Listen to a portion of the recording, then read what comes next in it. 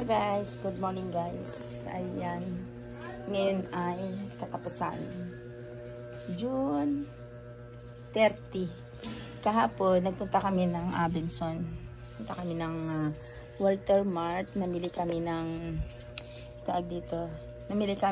ng bumili ng ref para sa ice. Ngayon siya i-deliver, ngayon darating siya ngayon, kaya inaantay-antay ko siya.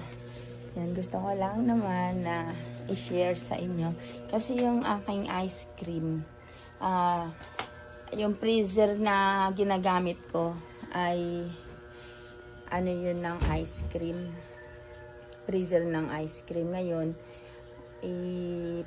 ipapapull out ko na kasi gawa ng masyadong maaksaya sa kuryente, tapos magtataglamig na, bihira lang ang bibili ng ice cream, tapos umaandar ang kanyang kuryente. So ngayon napagdesisyonan namin ng aking hipag, ang aking kapatid, na ipa-pull out ko na lang.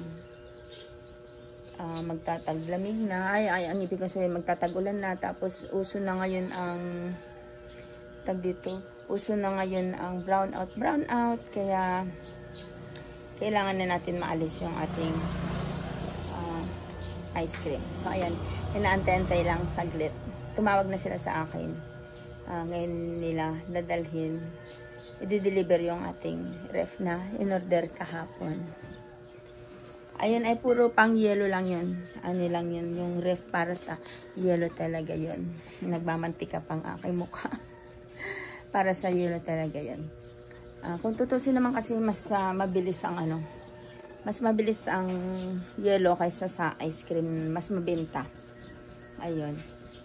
Kaya bumili na lang ako ng para sa yellow talaga na freezer, para hindi rin pati mahirap magtanggal ng yellow pag nagdikit-dikit siya.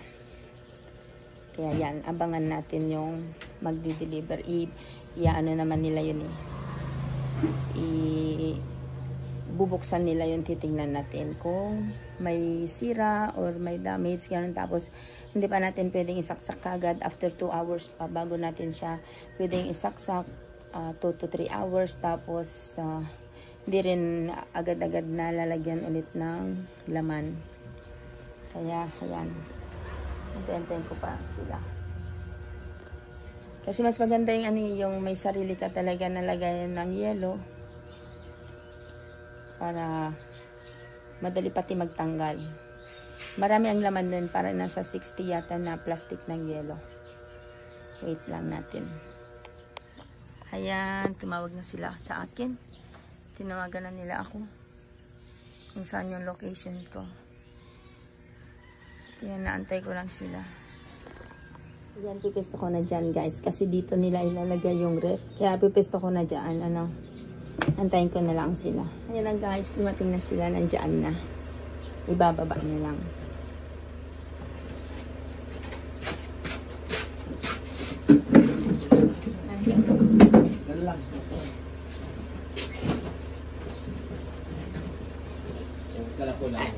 Sige, dyan yung nabubuksan. Sige.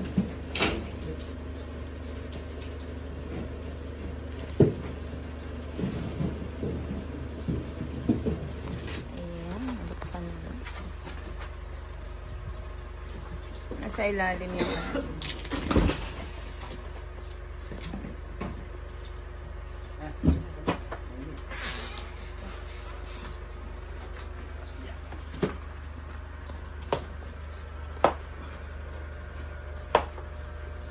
vlog po gama?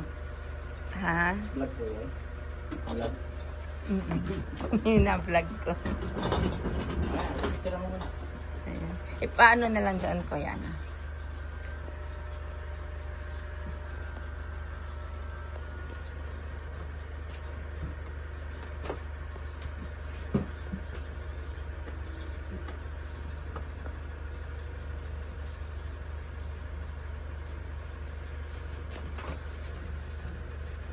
Check din na po. Check natin. Sige. Sandal mo kaya man. Yan.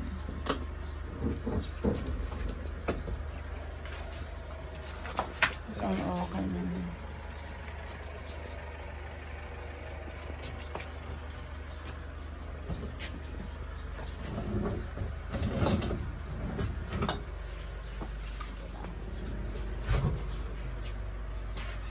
Ayun, pang yelo. Ayan guys, freezer inverter, Panasonic ang tatak niya. Ito siya, pang yelo lang talaga.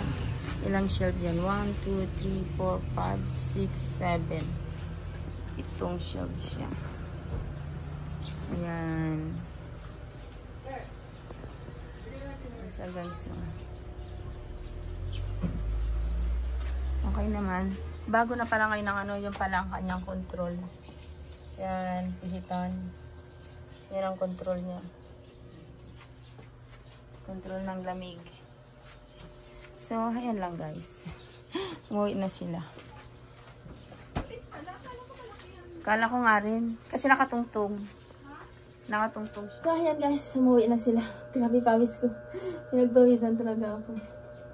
Umuwi na sila. Hindi ko na i-vlog na yung iba. Yung habang ano nila. Tinatanggal yung takip. Yung karton. Ang init, sobrang init. Grabe. Ayun, ang pinagbayaran ko lahat ay magkano ba? Ayan, kasama ang price niya ay 20,999. So 21. So madaling salita ay 21,000 ang presyo ng nung ref. Kasama ang delivery niya, kasi ang delivery ay 698. So, total ng binayaran ko ay 21,697. Pero, hindi pa natin ngayon matitesting. Mamaya pa natin siya matitesting. Mga 4 na oras pa. Or mamayang gabi ko nilang anuhin. Siguro, gagawin ko dyan. Mamayang hapon ko siya pwedeng isaksak. Kasi naalog yung kanyang